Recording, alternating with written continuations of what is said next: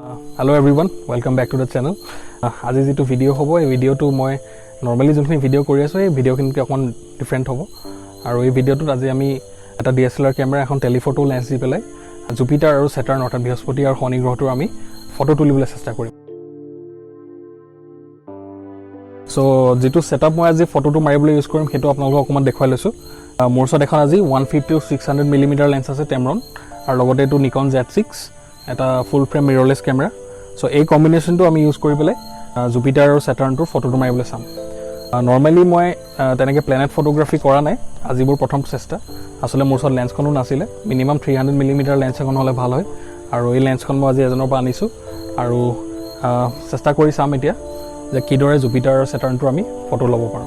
আৰু বৰ্তমান আজি তাৰিখটো হৈছে 31 আগষ্ট আৰু এতিয়া নিশা প্ৰায় 9 বাজিছে আৰু এইটো সময়ত বৃহস্পতি আৰু শনি গ্ৰহ দুটা বৰ্তমান দক্ষিণ আকাশত আমি দেখিবলৈ পাইছো। আৰু মই যেটো জায়গাত আছো গোলাঘাটত আছো এতিয়া বৰ্তমান আৰু মোৰ থকা জায়গাটোকৰ বৰ্টিল ক্লাছ লাইট পলিউশনৰ বৰ্টিল ক্লাছ 4 হয়। বৰ্টিল ক্লাছটো এটা একচুয়ালি লাইট পলিউশন জোকমাক কৰা এটা মাপদণ্ড হয় আৰু তেনেকে 1 2 3 4 5 6 কে তেনে স্কেল ডালত থাকে আৰু যিমানে নাম্বাৰটো কম হয় সিমানে স্কাইখন আমি ক্লিয়াৰ দেখা পাওঁ, অৰ্থাৎ লাইট পলিউশনটো কম থাকে। আৰু গোলাঘাটত বৰ্তমান গোলাঘাট টাউনৰ কাষত বৰ্টিল ক্লাছ 4 হয় এতিয়া। বৰ্তমান মোৰ ওচৰত কোনো ট্ৰেকাৰ নাই, সেয়ে মই এটা ষ্টেডি ট্ৰাইপডে ইউজ কৰিছো আৰু প্ৰথমতে আমি এইম কৰি লৈ পেলাই ফোকাস কৰিবলৈ যত্ন কৰিম। বৰ্তমান মই ফোকাসটো ঠিক কৰি ললো আৰু জুপিটাৰটোলৈ এইম কৰি লৈছো আৰু আপোনালোকে যদি চাই ইয়াতে যদি অকমান যদি দেখুৱাই দিয়া ইয়াতে জুপিটাৰটো মুন কেইটা আমি খুব ধুনীয়াকৈ দেখিবলৈ পাম।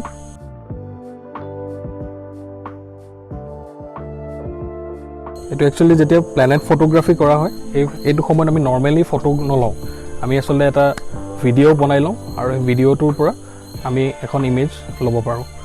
এনে ধৰণৰ DSLR আৰু লেন্সৰ কম্বিনেশনটো আসলে প্ল্যানেট ফটোগ্ৰাফিৰ কাৰণে ইমান এটা ভাল নহয়। নৰমাল এটা ৰিজাল্ট আমি পাম, বহুত এটা সাংঘাতিক এটা ৰিজাল্ট আমি নাপাওঁ। গতিকে চাও কেনেকুৱা হয় আজি ফটোখন। এটা ৰেকৰ্ড কৰি আছো মই 30 সেকেন্ডছৰ এটা ভিডিও ল'ম।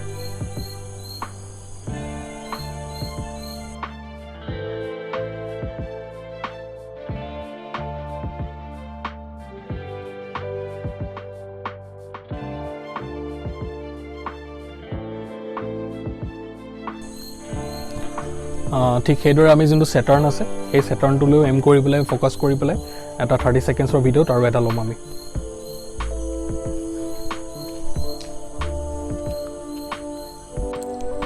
ভিউ ফাইণ্ডাৰত যদি আমি চাওঁ জুপিটাৰটো এইদৰে দেখিবলৈ পাম, ঠিক সেইদৰে স্যাটাৰ্ণটো আমি দেখিবলৈ পাইছো। এটা সৰু বিন্দুৰ দৰে লাগিছে, কিন্তু যেতিয়া আমি ভিডিওটো প্ৰসেস কৰিম তাৰপিছত আমি জুপিটাৰটো পাম। জুপিটাৰৰ ক্লাউড বেণ্ডছখিনি অলপ চলপ আমি দেখিবলৈ পাম। ঠিক সেইদৰে স্যাটাৰ্ণৰ ৰিংটো খুব ধুনীয়াকৈ ওলাই পৰিব। বহুত এটা সাংঘাতিক স্পেচিয়েল ৰিজাল্ট আমি পোৱা নাই, কিন্তু এই চেলেষ্টিয়েল বডিটা পৃথিৱীৰ পৰা বহুত বেছি দূৰত আছে আৰু এইদৰে দেখিবলৈ পোৱাটো আচলতে এটা ডাঙৰ কথা।